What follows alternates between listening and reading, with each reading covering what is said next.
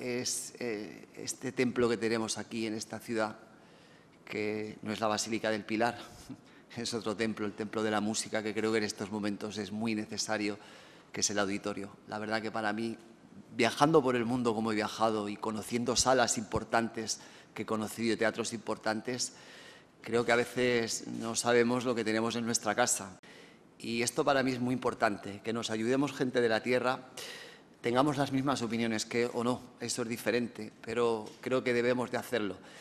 Y bueno, qué deciros de la Sala Mozart, que ya directores, los mejores directores del mundo han hablado de ella y nunca sale, además, yo no lo sé por qué, es curioso, pero yo que he pisado salas importantes y he bailado con filarmónicas, os puedo decir que esta sala es maravillosa y para mí va a ser un honor. Sabéis que el año pasado presenté el Berna se escribe con J, llenamos el Teatro Principal 10 días.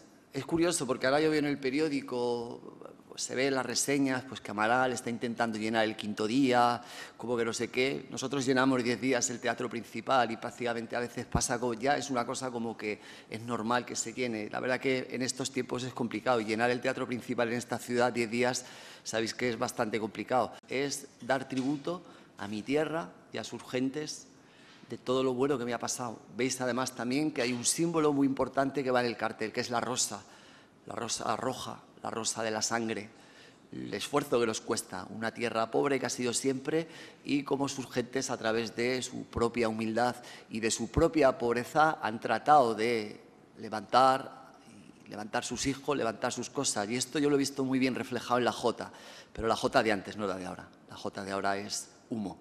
Fin de ciclo en el sentido de que si Miguel Ángel Berna ahora en el escenario no está, el espectáculo no se puede hacer. Eso no puede ser.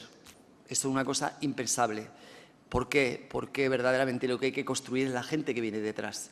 Y yo he cumplido mi ciclo y lo voy a seguir haciendo porque evidentemente no me voy a retirar, por supuesto, aunque sea pues para mover una mano o el que le den café en el escenario lo voy a hacer, pero sí que creo que hace falta un relevo regeneracional y sobre todo un relevo que no imite, porque yo no quiero imitadores.